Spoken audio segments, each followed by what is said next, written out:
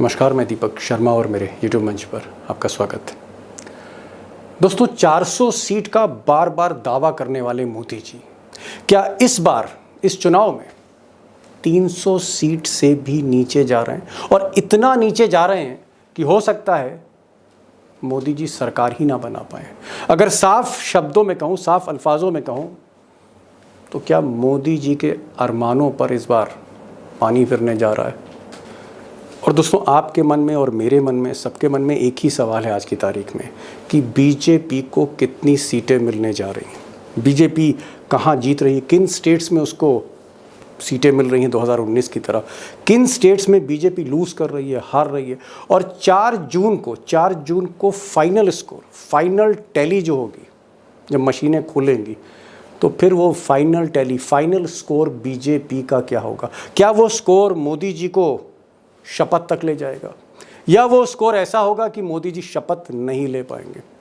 बहरहाल, इन सब को ध्यान में रखते हुए कि बीजेपी आज की तारीख में कहाँ खड़ी है, कितनी सीटें मिल रही हैं, कहाँ पिछड़ रही है, कहाँ आगे है, चुनाव के इलेक्शन एक्सपर्ट, देश के जाने माने एक्सपर्ट योगेंद्र यादव को मैं आपके लिए लेकर आया हूँ। और योगेंद्र यादव वो शख्स हैं जो पिछले 34 वर्षों से 34 वर्षों से हर चुनाव की गणित को डिकोड कर रहे हैं, और आज बहुत कुछ वो बताने जा रहे हैं, कई खुलासे करेंगे।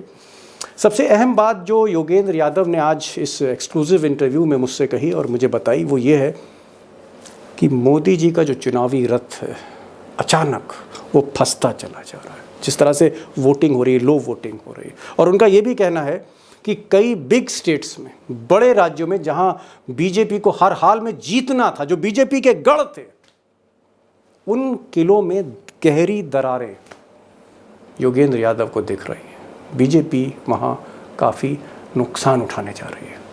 10 सीट का नुकसान महाराष्ट्र में, 10 सीट का नुकसान राजस्थान में, 10 सीट का नुकसान उत्तर प्रदेश में, बाकी छुटपुट को मिला लीजिए 10 सीट और है, मध्य प्रदेश और हरियाणा और दिल्ली और ये सब मिला के 10 सीट और। तो इस 50 के नुकसान की भरपाई कहां से होगी भाई? अब योगेंद्र यादव का ये भी कहना है कि सबसे बड़ा सरप्राइज इस बार मोदी और योगी का सबसे मजबूत किला उत्तर प्रदेश देने जा रहा है। उत्तर प्रदेश में सबसे बड़ा सरप्राइज छिपा है।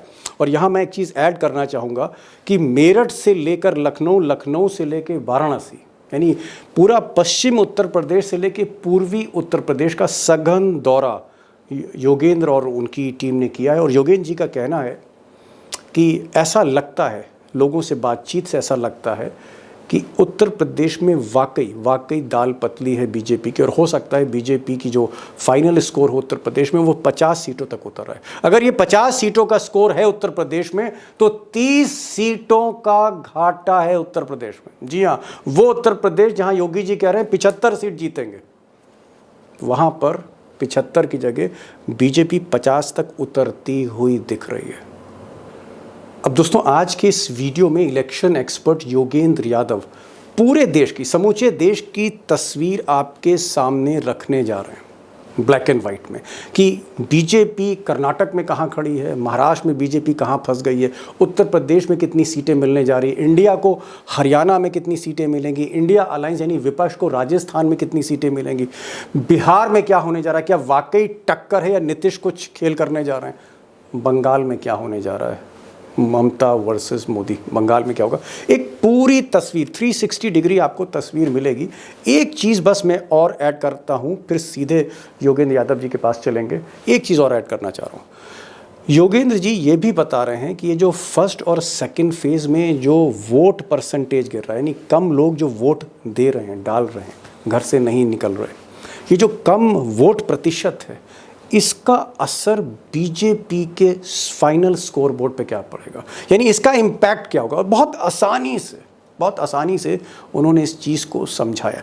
मैं आपसे गुजारिश करूंगा कि देश इस वक्त कहाँ खड़ा है, देश का मूड क्या है, पल्स ऑफ नेशन क्या है, क्या होने जा रहा है। मत जाइए गोदी मीडिया की रिपोर्ट से, मत जाइए मोदी और अमित शाह की भविष्यवाणियों पे, दावों पे।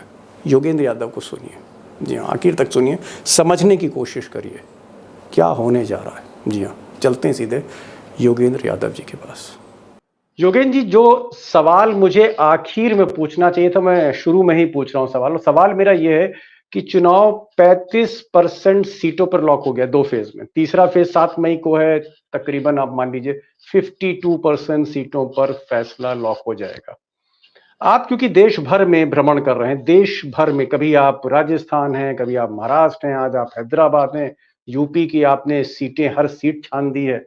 मैं आपसे जानना चाह रहा था कि ये चुनाव किधर जाता हुआ दिख रहा है? मोदी जी का रथ किधर जाते हुए दिख रहा है? जीत की तरफ, हार की तरफ, 272 की तरफ, 272 के नीचे, किधर ये रथ जा रहा है? पहिया किधर ले जा रहा है मोदी जी को? मैं ये जानना चाह रहा था।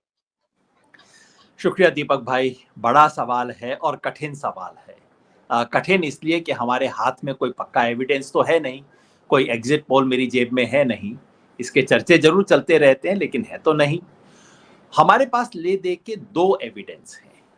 एक तो पहले 2 चरण में मतदान की खबर हमारे पास है, और दूसरा हम आप जैसे साथी जो जमीन पे घूम रहे हैं उनसे सुनी हुई खबर है, और तीसरा आप छोटा मोटा कह सकते हैं नेताओं के जिस तरह के बयान आ रहे हैं वो भी एक तरह का एविडेंस है। 3 एविडेंस हैं। पहला एविडेंस टर्नआउट का, ये बहुत इंपॉर्टेंट है।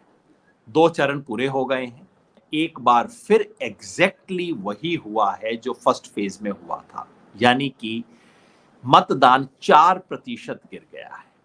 4% सुनने में कान में छोटा आंकड़ा लगता है, मैं सहूलियत के लिए बता दूं 4% का मतलब है कि जितने लोगों को फर्स्ट फेज में वोटिंग करनी थी, 16 करोड़ लोगों का नाम वोटर लिस्ट में था, उनमें से 4% होते हैं 64 लाख, यानी कि 64 लाख लोगों को वोट करना चाहिए था अगर 2019 के स्तर की वोटिंग होती तब।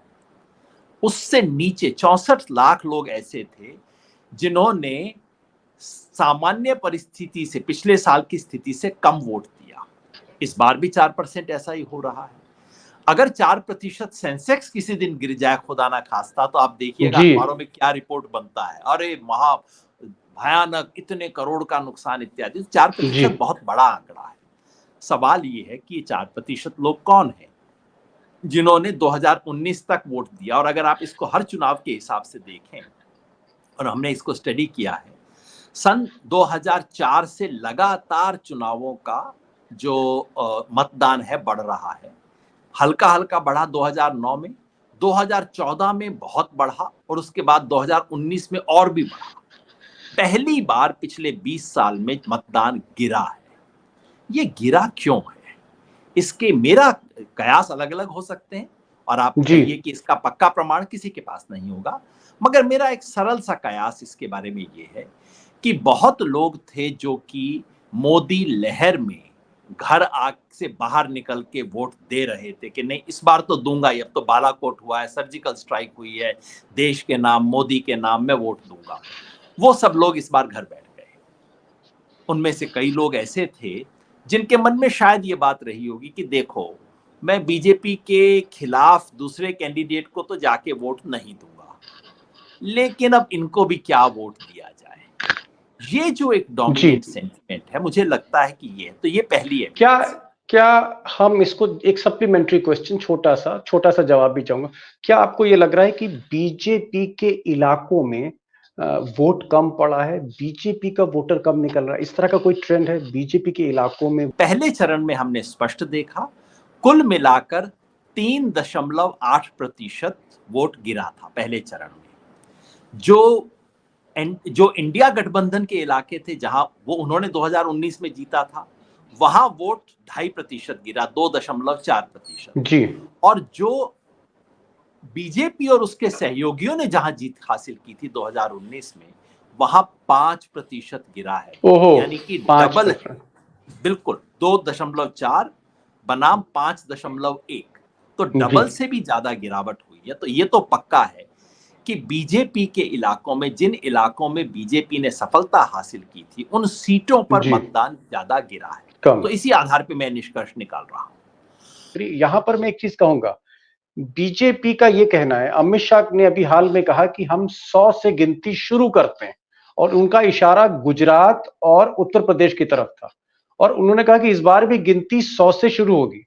योगी आदित्यनाथ कह रहे हैं कि मिशन 80 का था, लेकिन अब वो कहते हैं 75+, और बीजेपी के आप किसी पदाधिकारी से बात करें उत्तर प्रदेश में, उनका कहना है कि हमारी 70 सीटें आ रही हैं, ये उनका आकलन है।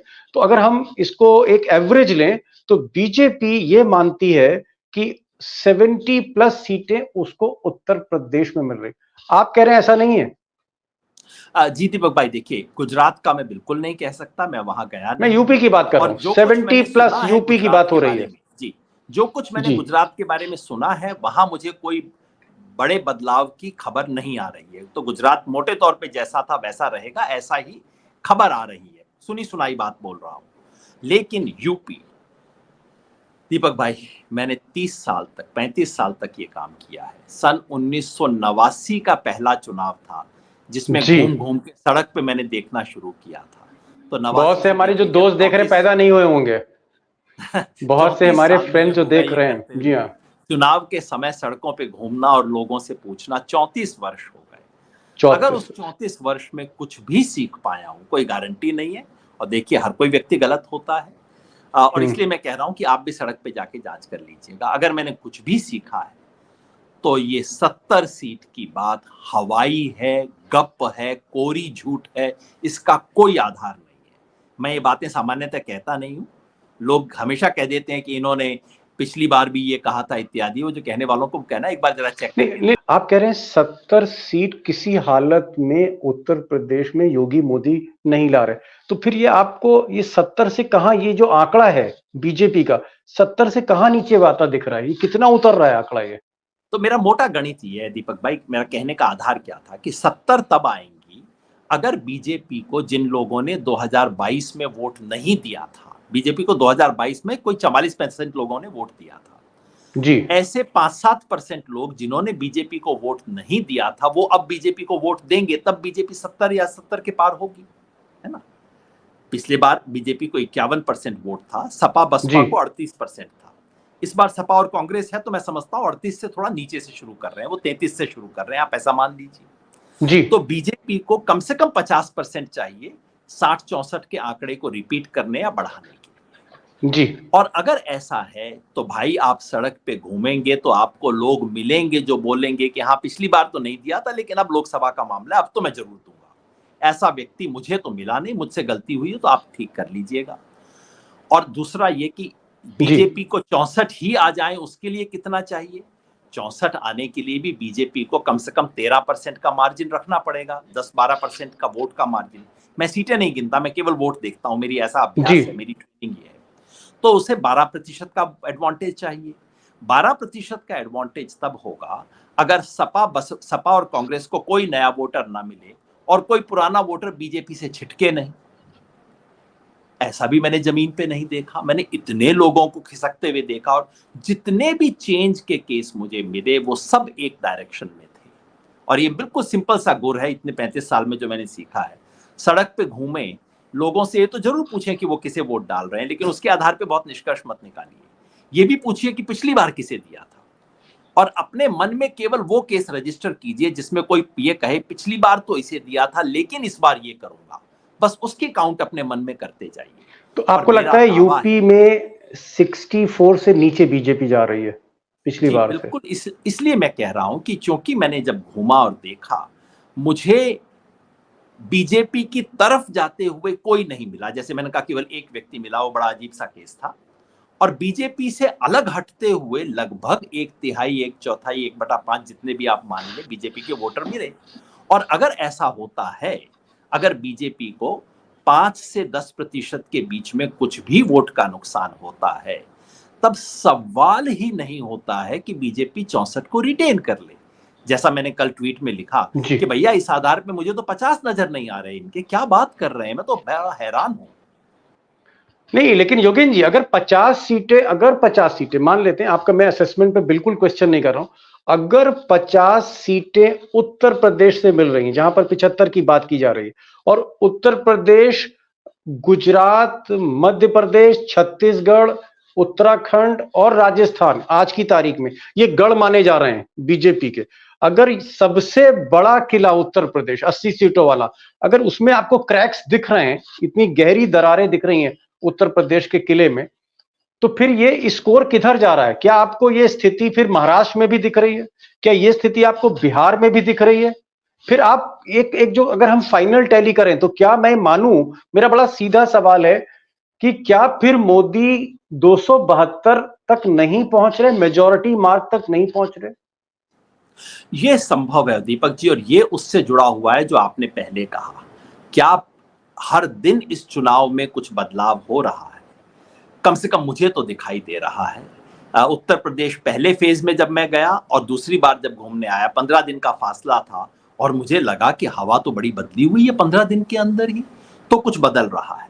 बिल्कुल आपने ठीक कहा, अगर उत्तर प्रदेश में बीजेपी 50-55 पे टिक जाती है, और याद रखिए सन 1991 में जब बीजेपी बहुत अच्छा किया करती थी तो उत्तर प्रदेश में 51-53 पे रुक जाया करती थी। ये बीजेपी का नॉर्मल, तो मोदी जी के जमाने में हुआ है ना, 65-70 ये बड़े काम हुए। तो अगर 50 के करीब पे बीजेपी रुकती है तो जाहिर है, क्योंकि बीजेपी यही तो कह रही थी कि बाकी जहां से भी हिंदी प्रदेश में नुकसान हुआ हम उत्तर प्रदेश में बराबरी कर लेंगे। अगर उत्तर प्रदेश में ही नुकसान हो गया तो कहां से बराबरी होगी? मैं बताता हूं मुझे कहां से खबर आ रही है। मध्य प्रदेश से ऐसी कोई बड़े भूचाल की खबर मेरे तक नहीं है, उत्तराखंड से नहीं है, दिल्ली का अभी पता नहीं, गुजरात राजस्थान से कोई बड़े बदलाव की खबर नहीं है, लेकिन राजस्थान से है। राजस्थान में जो हुआ है, मैं फिर उस प्रदेश को जानता हूं, अपना पूरा बचपन मैंने वहां बिताया है। राजस्थान में सवाल ही नहीं होता है जो 20-25 सीट वाला 25 सीट दोबारा स्वीप कर जाएंगे, 25 में 25। राजस्थान की कम से कम 8-10 सीट ऐसी हैं जहां विपक्ष जीतने की स्थिति में है। ओहो, तो ये राजस्थान को देखिए, जहां है वो मैं बता रहा हूं। जहां हरियाणा भी बता दीजिए, बगल का हरियाणा, वो तो आपका होम स्टेट है हरियाणा में क्या है? अब जब कांग्रेस ने टिकट अनाउंस कर दिए हैं, कम से कम 4-5 सीट के ऊपर विपक्ष इतना तगड़ा खड़ा हुआ है। अब उसमें से एग्जैक्टली क्या होगा वो अलग बात है, लेकिन हरियाणा में बीजेपी की हालत खराब है इस वक्त, क्योंकि वहां का सबसे बड़ा एग्रेरियन कम्युनिटी जाट समुदाय वो खार खा के बैठा है कि इस बार तो बीजेपी को ठिकाने लगाना है।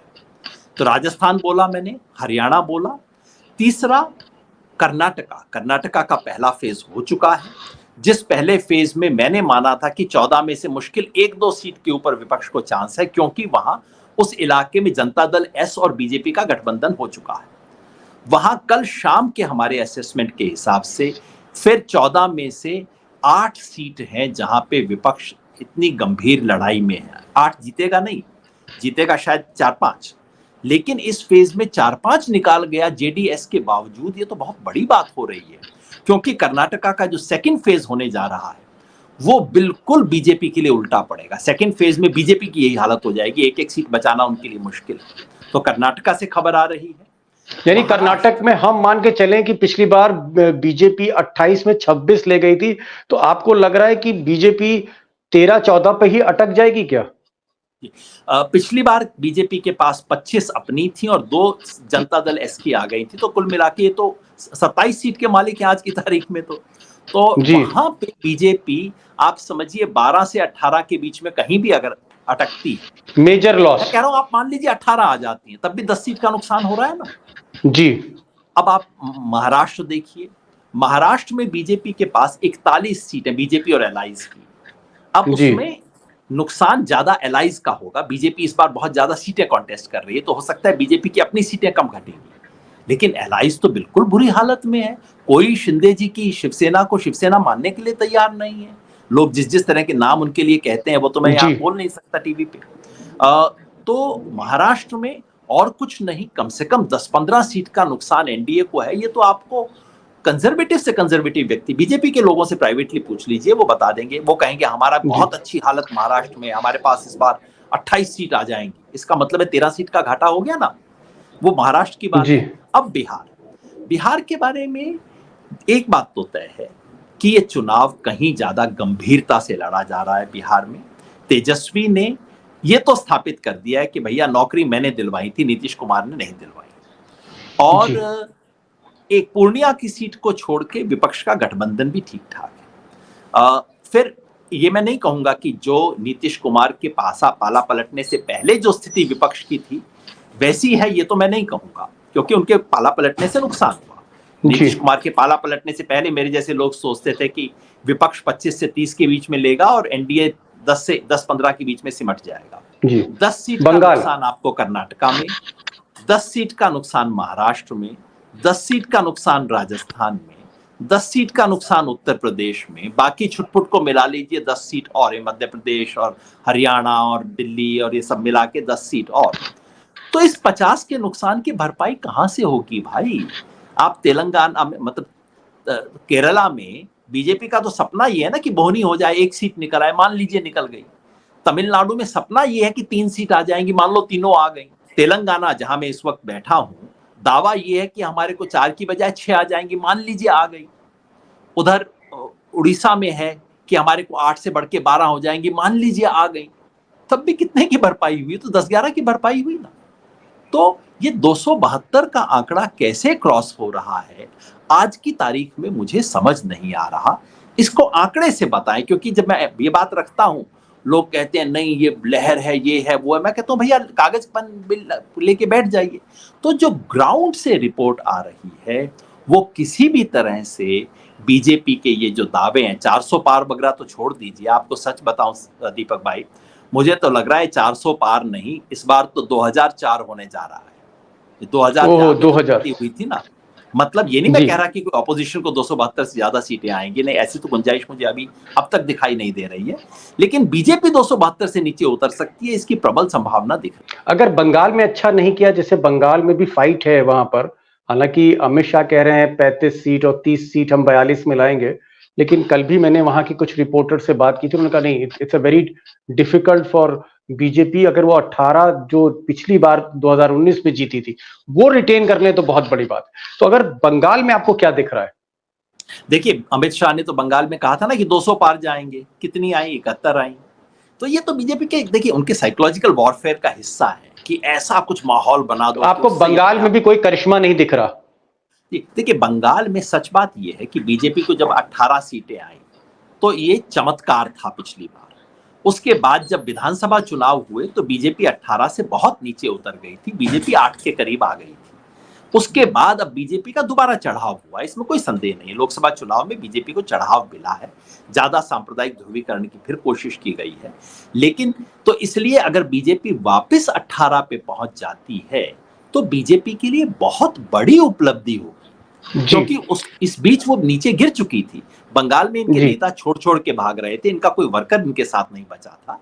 तो 18 पहुंचना अपने आप में उपलब्धि होगी। हो सकता है अगर आप कह रहे हैं कि बंगाल कमोबेश वैसा ही रहता है जैसे पिछली बार था, लेकिन अगर बहुत लॉसेस इनको हिंदी पट्टी में हो रहे हैं, उत्तर प्रदेश में लॉस है मोदी जी को, मध्य प्रदेश पिछले जैसा शायद ना कर पाए, आप कह रहे हैं राजस्थान हरियाणा एक दुखती रग है बीजेपी के लिए।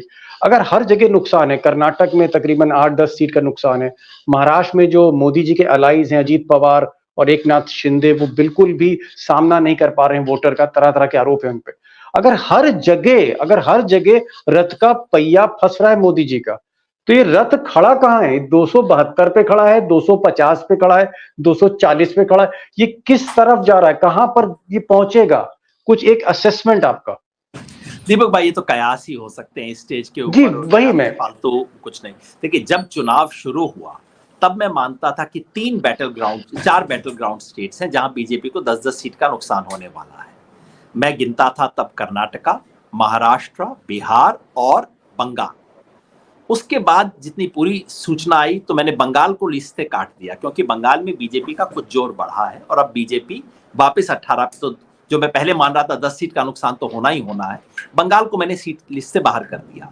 लेकिन राजस्थान और यूपी को अब लिस्ट में जोड़ना पड़ा, क्योंकि वहां से खबर आ रही है नुकसान की, है ना। तो 4 की बजाय 5 की लिस्ट हो गई है। अब ये 5 में जो होगा, और मोटे तौर पे 50, ये तो बिल्कुल कहने के फिगर्स हैं, एक कयास है केवल, इससे फालतू कुछ नहीं है। लेकिन अगर 50 का नुकसान हो रहा है तो भाई भरपाई बाकी सब में से मिला के आप 10 सीट की कर लेंगे, 15 सीट की भरपाई कर लेंगे, और कहां से भरपाई होगी आप ही बताइए। तो ये तो सवाल है। इसलिए मैं समझता हूं कि आज की तारीख में इनके जो प्रचार है उसको भूल जाइए, क्योंकि ये तो बीजेपी की स्टैंडर्ड टेक्निक है। और देखिए हर नेता का अधिकार भी होना चाहिए अपने वर्कर को उत्साह देना। अगर मोदी जी 400 पार बोलते हैं, मैं इसमें कोई गलत बात नहीं मानता, वो भी ठीक है, अपना आपको वर्कर का जी। उत्साह देना आपका अधिकार है। अब मीडिया उसकी डुगडुगी पीटना शुरू कर दे, वो बात गड़बड़ है। लेकिन जी। 400 पार बगैरा तो छोड़ दीजिए, ये 300 पार जाते नहीं दिखाई दे रहे हैं। और आज की तारीख में तो जो उत्तर प्रदेश के संकेत आ रहे हैं, उसके बाद तो मुझे लगता है कि ये 272 पार नहीं कर रहे हैं। हकीकत ये 200 है, नारा दूसरा है। लेकिन आप जैसे लोग उत्तर प्रदेश पे कहीं बेहतर निगाह रखते हैं, आप लोगों को ज्यादा ग्राउंड एक्सपीरियंस है। मेरा आपके माध्यम से इस देश के प्रत्येक स्वतंत्र पत्रकार से एक अनुरोध है, और अनुरोध ये है कि आप मेरी बात पे बिल्कुल विश्वास मत कीजिए, आप खुद चेक कीजिए। घर से बाहर निकलिए, 50 ऐसे लोगों को मिलिए जिन्होंने पिछली बार बीजेपी को वोट दिया, जो अपने मुंह से कहते हैं मैंने बीजेपी को वोट दिया था, और गिन लीजिए उसमें से कितने हैं जो कह रहे हैं कि इस बार नहीं दूंगा, किसको दूंगा। और इसी तरह से 50 ऐसे वोटर को मिलिए जिन्होंने कांग्रेस, सपा और बसपा को वोट दिया हो पिछली बार। गिन लीजिए कितने उनमें से ऐसे हैं जो इस बार उन्हें वोट नहीं देंगे, बीजेपी की तरफ जाएंगे या कहां जाएंगे, गिन लीजिए और उस जी। गिनती के आधार पर निष्कर्ष निकाल लीजिए। ये मेरा सबसे अनुरोध है। एक लास्ट क्वेश्चन योगेन जी पूछना चाह रहा था। आप अगर, क्योंकि उत्तर प्रदेश का सघन दौरा करके आप लौटे हैं, आप कह रहे हैं कि भाई आप मेरठ से लेके और कहाँ बनारस तक पहुंच गए, और छोर आपने नाप दिया उत्तर प्रदेश का सबसे बड़े सूबे का। आप कह रहे हैं अगर वहां पर ये 50 तक आ सकते हैं, महाराष्ट्र में सिग्निफिकेंट लॉसेज हैं, कर्नाटक में लॉसेज हैं, 272 के नीचे हैं, 250 भी हो सकता है। मैं एक चीज जानना चाह रहा था कि अब तीसरा फेज आने वाला है, फिर चौथा फेज है, पांचवा, छठा, सातवां। क्या कोई गुंजाइश है मोदी और शाह के लिए इस चुनाव का रुख बदलने के लिए, या ये चुनाव लॉक हो चुका है माइंड में? माइंडसेट जो वोटर का है वहां पर चुनाव ये अब लॉक हो गया है, जैसे अमिताभ बच्चन केबीसी में कहता है ना कि अब आपका जवाब लॉक। नहीं देखिए, ये लॉक तो लॉक मैं है बिल्कुल नहीं कहूंगा। दो कारण या है। कुछ आपको लग रहा है कि खेल अभी होगा? दोनों तरह के खेल हो सकते हैं। देखिए, एक तो ये कि मोदी शाह के बारे में मेरे जो भी विचार हों, मैं उन्हें मूर्ख कतई नहीं मानता। ये लोग राजनीति समझते हैं, इनके पास इंफॉर्मेशन होती है। मुझे, मेरे और आपके पास जितनी इंफॉर्मेशन है उससे 100 गुना ज्यादा इंफॉर्मेशन इस वक्त मोदी शाह की टेबल के ऊपर पड़ी हुई होगी। उन्हें भी दिख रहा होगा, जो मैं कहूंगा, बाहर से भले ही गाली दें और अपने लोगों से गाली दिलवाएं मुझे, ये इंफॉर्मेशन उनकी टेबल पे भी पड़ी है जो मेरे मेरे और आपके सामने पड़ी जी। है। और इसीलिए बांसवाड़ा की स्पीच हुई है, इसीलिए उसको दोहराया गया है। और हो सकता है मामला केवल स्पीच तक न टिके, उससे आगे भी कुछ करवाने की कोशिश की जाए, क्योंकि बीजेपी का अंतिम अस्त्र है हिंदू मुसलमान। हिंदू किसी ना किसी तरह से मामले को हिंदू मुसलमान पे लाया जाए, उसकी बहुत बेशर्मी से कोशिश होगी। कुछ घटनाएं भी हो सकती हैं, मैं नहीं जानता क्या घटनाएं। सत्यपाल मलिक एक जमाने में कुछ कहा करते थे, जी। मगर क्या हो सकता है हम नहीं जानते। लेकिन कुछ भी हो सकता है, एक तरफ तो वो संभावना है। दूसरा ये कि जब एक बार वोट खिसकने लगता है ना किसी पार्टी का, मैंने कहा था 15 दिन में मैंने यूपी में जी। बदलाव देखा, तो ये दूसरी संभावना ये है कि एक बार खिसकने लगा तो फिर वो हवा का आंधी बदलते देर नहीं लगती अचानक। ये हमने नवासी लेकिन में देखा, आज की तारीख में योगेन जी, आज की तारीख में अंतिम आपसे सवाल कर रहा हूं, एक लाइन में जवाब। आज की तारीख में, इन आज की जो सिचुएशन है उसमें मोदी कहां खड़े हैं? 250 पे, 260 पे? आज की तारीख में, मैं ये 4 जून की बात नहीं कर रहा हूं, आज की बात कर रहा हूं।